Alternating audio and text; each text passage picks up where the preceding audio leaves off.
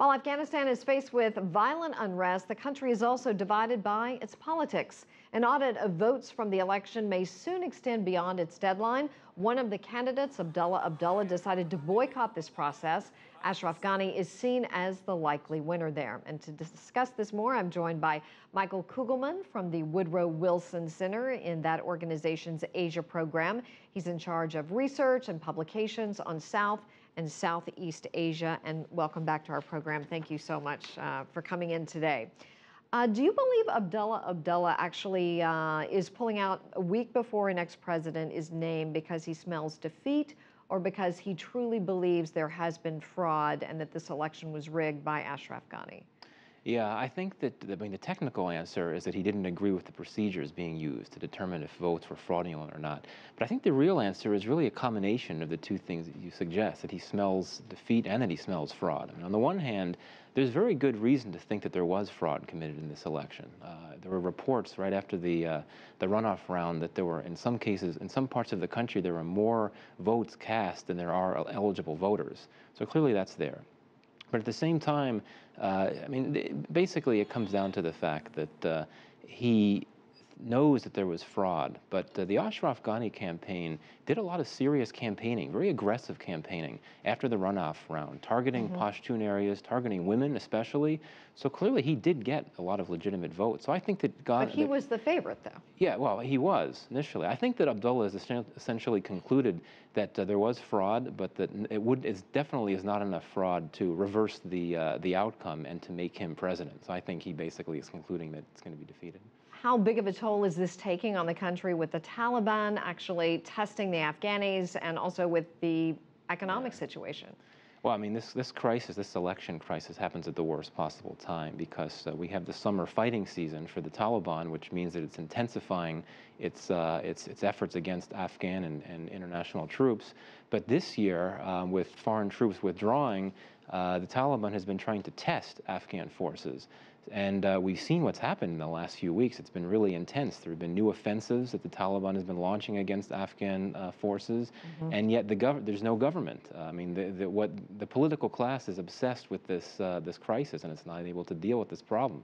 And the economy is certainly, it was floundering before the election, but now you have a lot of investors that have been holding off on further investments until there's a new government in power. All right. Well, moving on to neighboring Pakistan and how these two are actually connected. The Prime Minister there, Nawaz Sharif, is under fire.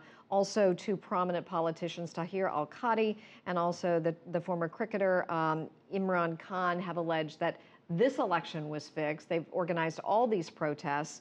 What is the basis for this, and where are we with this situation? Well, I mean, this is a very different context than Afghanistan. I mean, of course, these allegations of rigging or from elections that were more than a year ago in the Pakistan case, there certainly is good reason to think that there was rigging in the Pakistan election last year, but there's really no clear proof. I mean, there's no legitimate evidence as there is in the Afghanistan case. And I think that what you have here with the Pakistan case is the political opposition in Pakistan using these rigging allegations as a pretext to put pressure on the government, most likely with the support, if not the assistance, of the Pakistani military, which has no respect and has no support at all for the Pakistani government, given the Prime Minister, Nawaz Sharif, who tussles with the military all the time. Okay, and so this has implications for the United States, which is trying to execute an orderly withdrawal from Afghanistan via Pakistan with the troops and obviously the military hardware. How difficult will this be? Well, it was going to be difficult to start with. This all makes it even more difficult for two reasons. One, you have the fact that the U.S. Really wants to sign a bilateral security agreement with Afghanistan, which would allow the U.S. to base 10,000 troops in the country, in Afghanistan, after this year. But this can't be signed until there is a new president in Afghanistan. The longer this gets dragged out, the longer this crisis continues, there's not going to be a signature, and the U.S. can't plan for this troop presence. And secondly, you basically have a situation where in Pakistan, this pressure on the government there has strengthened the military's hand, and the Pakistani military is known for policies that essentially support and also strengthen forces and players in Afghanistan, such as the Afghan Taliban, the Haqqani network, that cause problems, that destabilize the country, that target U.S. troops. So any semblance of a smooth, peaceful withdrawal from Afghanistan is certainly threatened even more now than it was before. All righty. Michael Kugelman with the Woodrow Wilson Center, thank you so much, and we appreciate you coming into our studios today. My pleasure.